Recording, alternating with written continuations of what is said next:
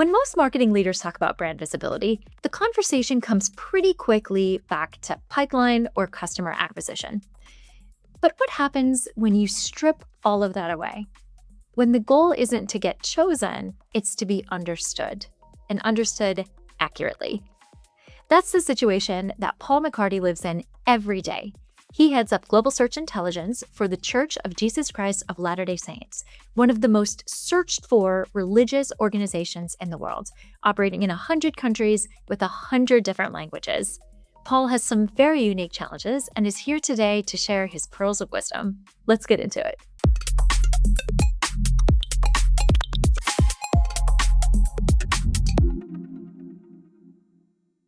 Hi, Paul. Welcome to the Visibility Brief. Hi, Rebecca. Thanks for having me. I am so excited to have you here today. You have a fascinating background in broadcast journalism, radio in particular, so I am confident this is going to be a great episode. But I'm curious, before we dive into all of the fun stuff we're talking about today, how did you make the pivot from radio and journalism into search? Well, the short answer is I wanted to make money in my career. The longer, the longer answer, it's just really competitive. So maybe I wasn't good enough, or maybe I wasn't patient enough. But I spent, what, six-ish years in radio broadcasting. Had the dream of becoming the voice of maybe the BYU Cougars. Got to work with the current voice of, and got to do a lot of fun stuff. I was on a talk show for a couple years, did the sports broadcasts on the side at the same station. It was when I moved into the newsroom as our talk show was phased out, that I realized this is hard work, waking up at 4 o'clock in the morning. And so I just realized, like, there was a side of it I really loved. There was another side of it I didn't love so much. And just kind of looking into the future, decided I wanted to explore other options. Kind of fell into sort of a startup e-commerce company, a deal of the day type of site, and wore many hats there, and was starting to sort of lean towards the logistics side of it. Is the role I was doing the most there, and didn't like that either.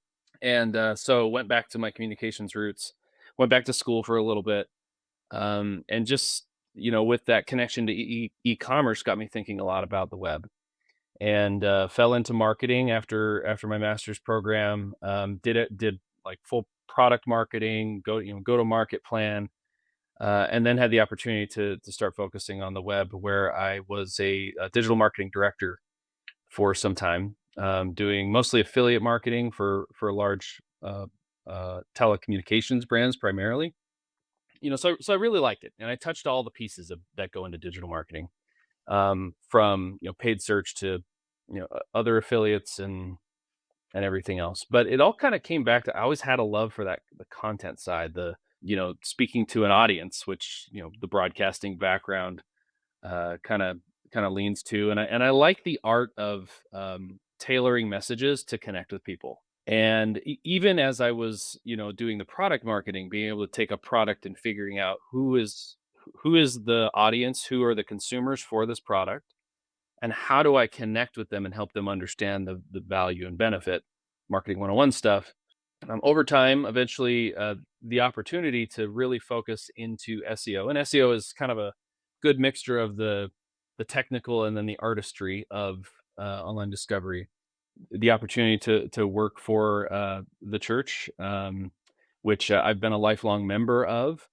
Never thought I would join their full-time workforce, but always been involved on a volunteer basis with the church. So to be able to actually apply this skill that I had sort of fallen into and grown to love with an aspect of my life that is very important to me, and is core to who I am, is just like this really nice marriage of two loves that make me really excited to do what I do every day, because it gives me a lot more meaning than just punching the 9 to 5. It's such a gift when you have a talent to do something and you get to apply it to something that you're passionate about. It's something that most people, dream about, but don't get to experience. So that's incredible. Well, I love your background. I also have a product marketing background, so the storytelling piece, you're speaking directly to me here. So in your role, so you manage the global search intelligence function for the Church of Jesus Christ of Latter-day Saints. Other people might call that an SEO team. So tell me a bit why you frame it as global search intelligence versus SEO. Yeah, so I mean, it's a recent change. It's actually in the last 12 months. And I mean, let's be honest, it's AI, right? Like the only reason we made a change was to account for the way the industry is evolving. And to be perfectly frank, I hate the other acronyms I've seen out there. I don't, GEO is a loaded Yeah. acronym. Like, so what are you, a geographer or whatever? But so we kind of hung on to the SEO moniker for a while, but it was honestly mostly perception. So as executives are reading the tea leaves and trying to see where the future is leading, when we were coming in the door and talking about SEO, there was a lot of presumption that, oh, you're stuck in the past. Like, Mm, that stuff doesn't matter anymore because AI. And AI. And as much as we would say, we're looking at this new space and we're looking at these, AI driven search tools, etc. Bringing that baggage, I guess you could say, to the table of calling ourselves an SEO team, it just wasn't really landing. Now we still say SEO all the time, but we try to make sure it's clear that we're talking about, traditional SEO best practices, and then also, tying it into the future essentially. yeah. And that's not to say that, I guess the clarification. So it gives us another term, and another way to position ourselves that accounts for the foundation principles of SEO and the future of AI. Um, but really, it's all just like a reprioritization of a lot of the same stuff with some sophistication on top of it, and then acknowledging that we're also keeping our pulse on, when you and I first met several months ago. Even then, it was so different than it is today because we're learning so much and things are evolving and changing literally daily. So again, it's a little bit of internal PR, but there is some foundational, like there's some strength behind it. One of the things I really enjoyed about our early conversation was how innovative you and your team are, and you're really forward looking. And the first question I had for you, I think about the goals of the church and your organization are not commercial, right? You're not trying to get someone to come in and buy a product or, get found so you can hit your pipeline number. So I'm very curious when you think about visibility and getting found, what is the primary job to be done for your team? Yeah, so I've now worked at the church for 5 years, and it's interesting how your typical marketing terminology, like it's still relevant, but when you talk about a sales conversion versus a conversion, it's very, the Right. word's the same, but the the weight behind it maybe is a little more significant. So it is interesting, and it's taken some understanding. Again, getting to learn and understand both the space you're working in and the audience that you're working with, is so important. Every time you kind of jump into a different vertical. So in this space, for better or worse, you're right. We don't really like have that full funnel attribution model that you typically see elsewhere. That doesn't mean that those aren't there, right? Like we still do, as an organization, run paid advertising, and there are metrics associated with that. But then the KPIs down the line are of course different. So for us, on the search intelligence team, we are, there's a lot of interest in our faith. There's a lot of interest in faith generally, especially in the Mhm. past couple years. And when it comes specific to our faith, there's a lot of misinformation, disinformation, and just competing ideas, which is fine. But we just want to make sure that as people are uh, making considerations that are pretty consequential to their lives, that if they find themselves interested in what do members of the Church of Jesus Christ of Latter Day Saints believe, that they're getting a fair representation. Right. Um, and so that is kind of number one for us, is just, are we being represented fairly and accurately? And then from that point, then there's the conversion journey, the user journey is pretty long, for somebody who maybe would eventually take the step to converting to a new faith. But as long as we know that they are finding the information that they need from the reliable source Mhm. along that path, that's where we say, okay, we've done our job. And then we allow God to do the rest. And really God's doing all of it in our view, but he uses us imperfect people to accomplish his work. And so we're just trying to make sure that the tools that we have at our disposal are used in a way that allow him to do what he needs to do. As a marketer, your role right now has changed a lot, right? So perhaps 5 to 10 years ago, your job was to influence the individual. Now you're trying to influence the individual and the machine, the LLM, who is describing the church on your behalf, right? So I'm just thinking about all this information that you're trying to get out into the world, to ensure that the answers are accurate, or there's a fair representation of um, all sorts of things. So I think there are 3 general categories of content I think we had discussed, Yeah. right? So pure facts, right? Where is there a location near me where I can attend a service, and what time does that start, and what services do you offer? Those sorts of like general facts. But walk me through a little bit more about how you think about the types of content and questions that you are answering for existing members and perspective. Yeah, so I'll kind of start, bottom of the funnel with people who are members of our faith already. So obviously, we want to make sure that as they are coming to the resources that the church has made available to them, that it's easy to find it. And our website is pretty big. There we have. I don't believe we've completed a full crawl of the site to actually know how many pages there are. As well, there's just the content and then the translated content. But obviously we want to make sure that it's findable, but it's a captive audience, right? Like they're going to come to us because they're looking for the information the church provides. So there's a little bit of, we can kind of get away with neglect, or I don't know what the right word is, but they'll slog through it. It's when you step that next level up, that it becomes all the more essential. And I call this kind of the church curious audience. These are people are uh, who are people of faith, or they're curious. They already know of the church, or they've heard of Mormons, or whatever. Something's come up in their life. They've watched a TV show where the church is mentioned, and they're like, dude, they really believe that. And so meeting those people where they're at in their awareness of our organization and of our faith.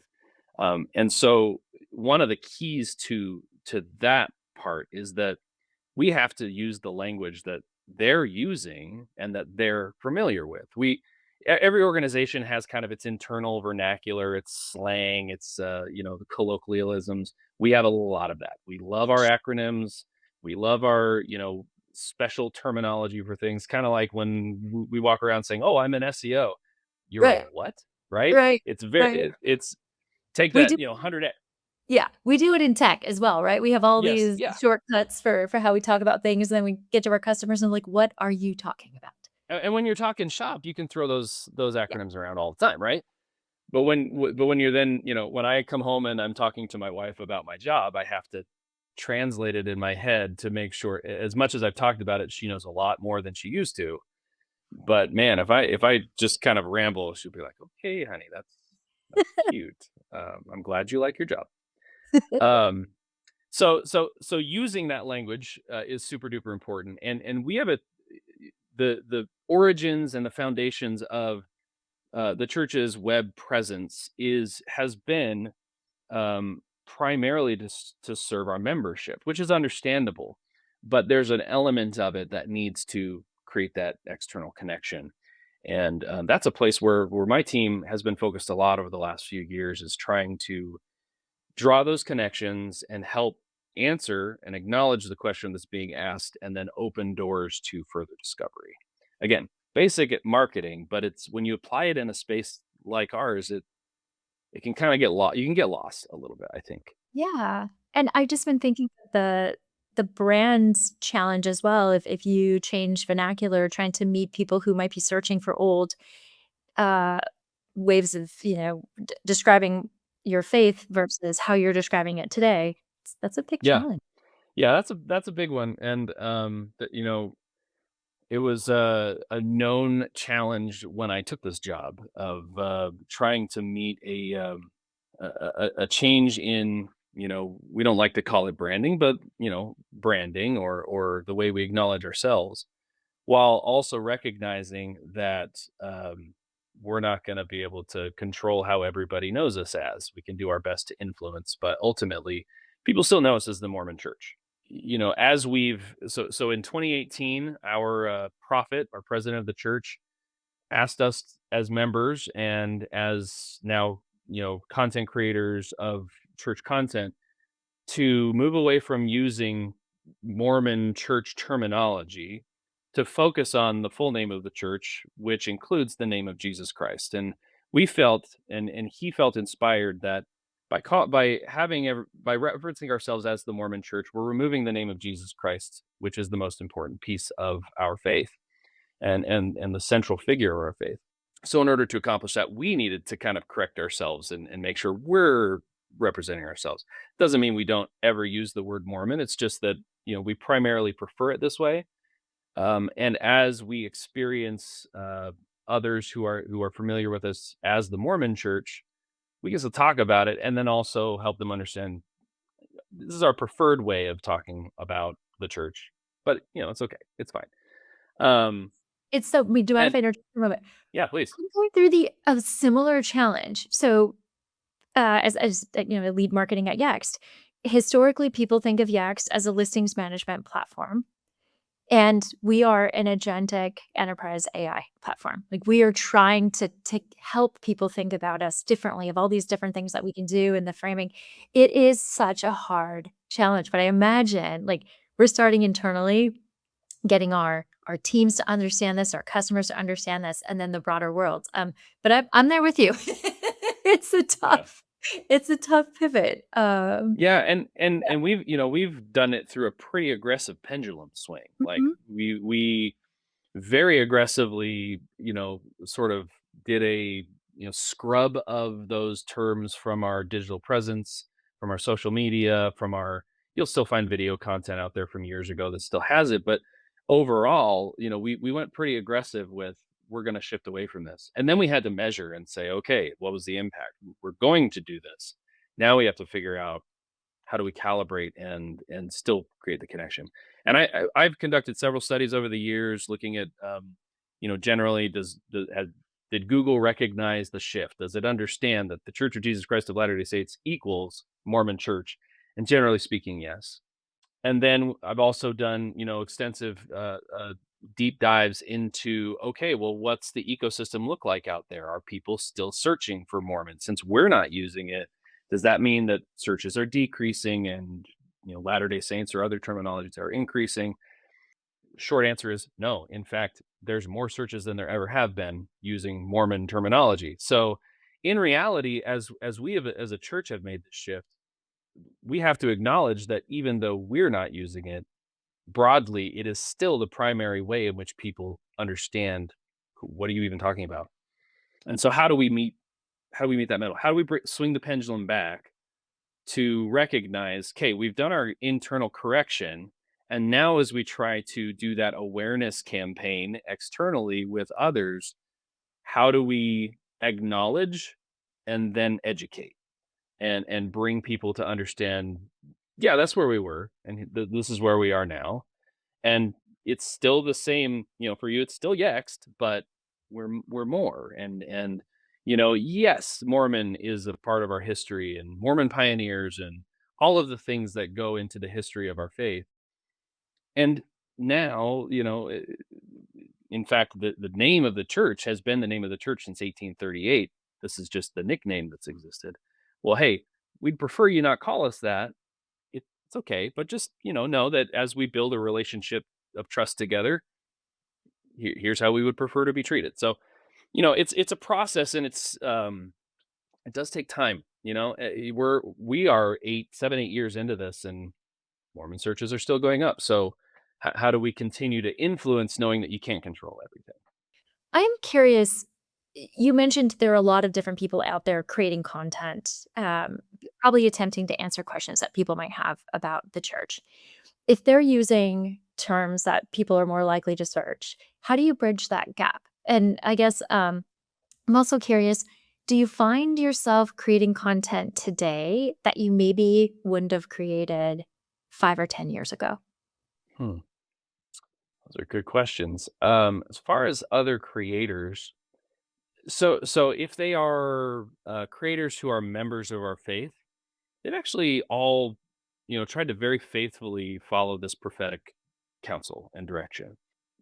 But still, we do hear it, right? Like there are some of these creators that we have informal, relationships with, or I just happen to know just through other connections and things. And it's honestly the number one question I get when they're like, "Oh, you're over search." Well, tell me about this whole Mormon change, which is a big catalyst for me doing all those deep dive research projects. But they're going to do what they're going to do, and it's just all we're trying to do is just connect with the interest that exists, and it, ultimately it's not a problem, right? Like we're not out there slapping wrists and saying how dare you or whatever. Um, it is what it is, and it's beneficial. And honestly, even if they're whether they're for or against or just inquisitive or whatever, it's that all press is good press, right? Like if people Yeah. are talking, you're relevant, and that's great. So we don't overly concern ourselves with it or try to police it or whatever. We just want to have opportunities to share this. One of the biggest challenges, honestly, is instead of talking about us, why don't you talk to us? Ah, yeah. And then let's have a conversation of connection rather than, well, I think this is how they are, instead of, well, let me actually ask someone who might really know. Well, speaking of connection, let's talk about how you enable your members to find you in real life, in the wild, right? So you've got visibility across 100 countries, with a team of 6, right? So tell me a bit more about, um, So how obviously we're you crushing it. We're right, doing everything we can do. All the things, we're checking all the boxes. right, really, really impressive. What did I hear? 19,000 congregations or so? So 19,000 physical buildings with Okay. 40,000 plus congregations. Some are shared buildings, but yeah. Okay. So that's a lot of physical location, data to manage, details. Tell me a bit about the types of information, like details for those physical locations, and wow, why that's so important for your members. Yeah, so we within our own ecosystem, over the years, the church has developed, internal finding tools. Obviously, there's databases that house the information for these physical buildings that we have to, upkeep and do repairs on and pay taxes on and all that stuff. So all the data is there, which is what they use to build that, on-site ecosystem, homegrown, you know, put it together ourselves sort of map and look up and finding tool. But up until recently, we just weren't really acknowledging that. I mean, even with our top leadership, when they travel all over the world all the time, and when they land in another country and they're mapping to go to the chapel that they're, scheduled to speak at, are they going to the church's website or are they pulling up Google Maps? Well, we all know what the answer to that is, right? They're going to Google Maps, or they're putting in the navigation in their car, right? And man, if I had a dime for every time I had heard, like, oh, I was trying to find the building and I couldn't find it, like it was the pin was in the wrong place or it wasn't even there or whatever. So there's this acknowledgement of, again, talking about those different levels. Like you've got your members, your church curious, and then the third one is just general faith or religious interested folks, regardless of where they are. If they're wanting to go somewhere, if they're wanting to take that action, which is like, that marketing gold of, the golden prospect, they're going to buy something or they're going to take an action. That's the action. Like get in Right. the car, drive there. So, there's this like findability as well as then the reputation piece of, well, we've got these buildings and our online presence is unmanaged. We don't know how each of these buildings is being represented. We got to do something about that. So that's where our connection with Yext came in, was recognizing that we need some way to do this at scale. And then as we've gone through this process, how do we utilize all of this information we already have to make it easy for, you said I have a team of 6. In reality, for this portion of our work, it's me and one other person. So, and then a much larger but volunteer level support system in each of the each of these parts of the world where a member of the church uh, in Portugal volunteers their time. We give them some steps and some guidance and give them a local admin access to say, hey, make sure that your building's being represented properly. I have no way of knowing if where this address is showing up on the map is actually where your building is. I'm sitting in the United States. Right. So we have to have that piece, but we also recognize these are volunteers. They're doing it in their spare time. So how can we make it as simple as possible? So tying all those pieces together has been an interesting challenge. I've gotten involved in a lot more things internally at the church that I never thought I would. Learning about telephony systems and how all that works in every country, and how to format an address properly so that it'll actually be accepted by the listening service, and it's literally different in every country. So it's been really interesting. But ultimately, like, acknowledging that our systems were homegrown and built the way they were, but they're super valuable because we can't, like, to just literally click on 19,000 locations alone would take weeks, much less actually think about each one. So yeah, it's definitely been interesting trying to tie those two together, and then also recognize maybe the way our data is stored won't work in so, like, we're storing our addresses and we don't have any sort of validation on them, so you could type anything in that field. That's not Right. going to work for Right. a listing service. So It's interesting. Our data, we've done some recent research around what it takes to show up in an LLM search. So you mentioned people are going to Google to find an address for a local congregation, but it's possible that they're just asking ChatGPT, right? yeah, yeah, And what we're finding is, ChatGPT is referencing potentially Google, but it also might be looking at MapQuest or any one of these other directories that exist out there. So it's more important than ever to have that accurate information distributed to all those sites where people and machines might look. And it feels like part of the plumbing of the marketing department sometimes, where you're just like, I have to format this address correctly, and it seems like it's yeah. not important, but it's those little details actually that really can impact the experience for the constituents that you serve, right? Yeah, Because it's super non-flashy work, which no yeah, marketer likes. We all want to be out there doing the fun, like, creative stuff, and see the things that, like, really just boom, bring this big spike in your analytics or whatever. But it's that steady Eddie foundation. You have to have that to be able to do the fun stuff. that's right. And so you got to dedicate the time to be able to do the play. So Absolutely. Well, Paul, one of the other things that I thought was interesting is that you sit within the reputation management group. So, how do you think about reputation management for an organization like yours? I mean, fortunately, I'm not. I'm only one piece of that bigger puzzle, and that is a very challenging role for a global church, and for one that is often gets a lot of visibility in the media or otherwise.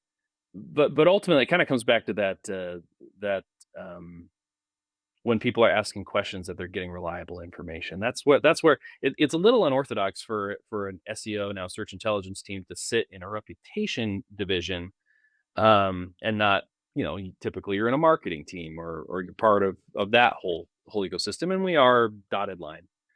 Um, but the recognition was so much information.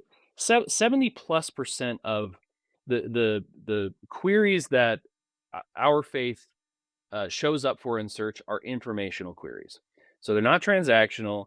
They're not, they're of all those categories, they sit in the one where people are just like, I have this question about this thing and I just want a quick answer.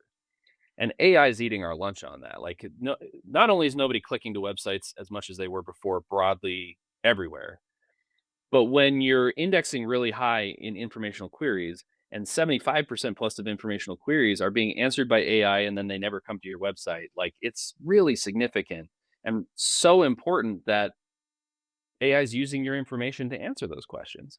And you alluded to, not even AI is not just using Google anymore. Sometimes you'll see, like, I don't know, sites you've never heard of, or you haven't heard of in 20 years. Oh, that's still a thing, but AI is referencing it, and so you have to touch all the things now.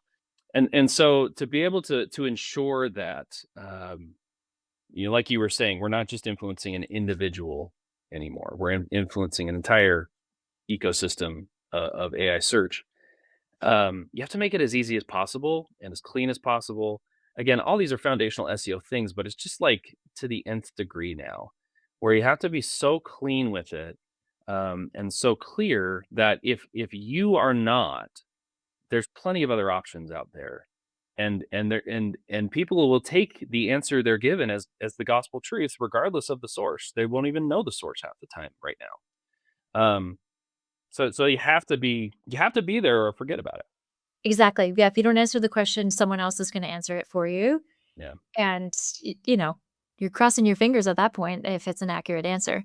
So, yeah, it kinda comes back to this idea of how much content are we creating today that we weren't creating years ago. Uh I think your story is so relatable, specifically for organizations that are trying to manage visibility in spaces where there's a lot of competing information. There are a lot of brands out there that people are passionately writing about for one reason or another. So, as we wrap today, from where you sit, what would you recommend those organizations do in terms of what should they stop? What should they start? And what should they rethink about their strategy today? Yeah, I mean, the stop is probably the most obvious to me, but it's kind of a bummer, especially for me. So we have, for our organization to be able to kind of make changes and make waves, we have to do a lot of education about the digital space with a lot of times people who have absolutely no exposure other than they have a phone in their pocket. So understanding how all that works it's not like I'm going to a chief marketing officer who understands to some degree the digital space. It's very, very, newbies to the space. And, over the last several years, we've finally gotten to the point where we felt like we had a good understanding of what the standard KPIs are in digital marketing, your impressions, your clicks, your visits to the site, etc. And now that's gone, right? Like you can't talk about that stuff anymore, because if you are, the only thing you're going to be able to report is, oh, traffic's down again, because traffic's going to keep going down. So finding what those new metrics are, what those new KPIs are, is super valuable, and then learning how to communicate them. There's always that communicating to executives, like if there's master's level courses on this, right? They don't want the minutia, but they still need to understand enough to be really strategic and make good decisions. So in our roles, we have to learn how to translate that. And in a space where the KPIs are, I kind of equate it to like your old school Google impressions number that honestly in my career I never gave a lot of credence to, because it's hard to rely on it for anything. Like, okay, well, what do I get out of that? It's kind of where we're at now.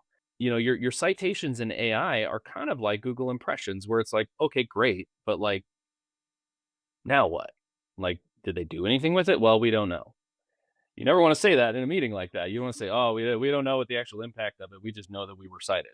And what I will say is, I don't have the answers to that. I don't know that anybody does yet. I think we're all in a space of discovery. So it's super important to acknowledge that there's a change, point towards the indicating, uh, you know, the few what we think the future is, but always say, this is a changing space. I'm coming to you acknowledging I know it's a changing space.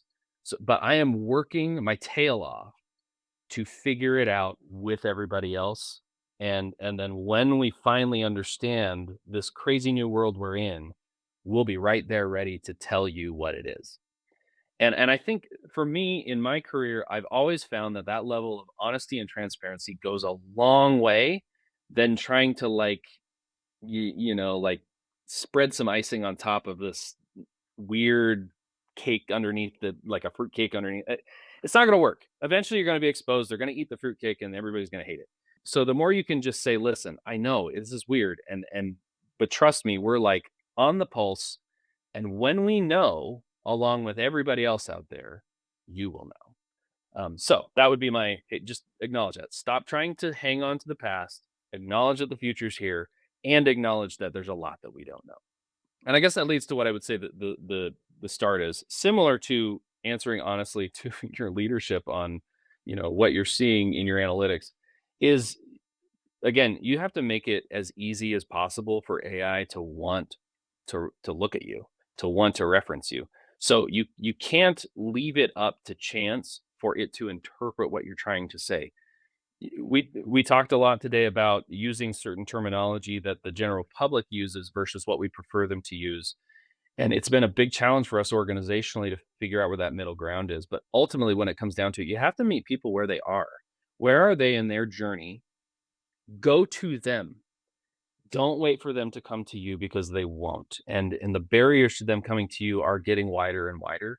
So you have to make extra effort to say, okay, maybe they're asking questions that I'm not super comfortable acknowledging or even questions people have about this, but they're asking them. And if you're not willing to answer it, there's plenty of people who are. So like just lean into that so that, again, especially when we're not fully sure how to measure the success yet, you can at least say, well, I've done absolutely everything I can to go to that audience, talk to them in the language they use, guide them towards what we would, where we would like them to end up. I think the rethinking, gosh, there's so much to rethink. And I was thinking a little more about this morning. I think this has come up a lot in the last few weeks in some conversations that I have. So I think it may fit this mold. But in digital marketing, especially in SEO, there is if you ever spend any time on LinkedIn, you'll see everybody's got the answers, right? Everybody's got this new whiz bang fancy new thing they're doing that's gonna just crush your search visibility. Listen, I'm gonna tell you, those people are there to burn you. They're there to use you for their benefit. They will come up with something that is going to take you down this path of chasing the fanciest new amazing thing that's going to solve all your problems. It's not going to do it. And what one example that's been really big lately has been, the AI creation of content. Oh, I've got this brand new tool that's going to create you content in bulk that is optimized, that will just crush in AI visibility. They're going to eat it up. And then they'll post some analytics thing of this giant up into the right spike. But what they don't show you is that week later when, AI finally catches on to the game they're playing and they basically get completely shut down. That's nothing new. Again, I've seen this over the course of 15 plus years. There's always something like that coming up. It's the people who stay right here in the middle, the steady eddies, as people are chasing all the fancy new stuff. It's the people right in the middle that have the long-term success. It's going to be really hard to resist wanting to do these fancy new things. I get developers coming to me all the time. We don't even need to build our website anymore. Let's just build a code-based foundation of all of our content for AI to consume. Humans don't need to see it. It doesn't need to look good. It doesn't need to look amazing. We don't need to spend millions of dollars with this fancy, design. But there still are humans coming to websites. And the principles that all of this are built off of is serving the user, whether that user is AI or whether it's a human. It's all built on that foundation. And if you just stay the course and make those small course corrections along the way, you're going to be fine, and don't get caught up in the crazy. So yes, the world's changed and things are crazy, but there's a lot to figure out. And as the dust settles, those people will still be chasing the crazy, and you're going to be just like boom, and people are going to look to you as, okay, where there's chaos, that's the person I can look to help me like feel I can handle this. You're spot on. You're absolutely spot on that, like, chasing the latest trends it's really only going to have a detrimental impact on the long term. And this was such a wonderful conversation. Paul, where can people connect with you if they wanted to ask follow-up questions or just stay on top of what you're doing? Yeah, LinkedIn's a great place. I'm not super active on any other social media. I've kind of decided I don't want that in my life too much with the headaches. I lurk, but I don't interact. But feel free to hit me up in LinkedIn. That would be the best way to reach me. Obviously, churchofjesuschrist.org has all the information about our organization. And I'm always happy to have conversations for anybody that reaches out and wants to connect. Well, thank you so much for being here. I truly enjoyed our conversation, and have a wonderful day. You too. Thank you. That's a wrap on this episode of the Visibility Brief. If you found this useful, subscribe, leave us a review, or send this to a colleague who needs to hear it. We'll see you next time.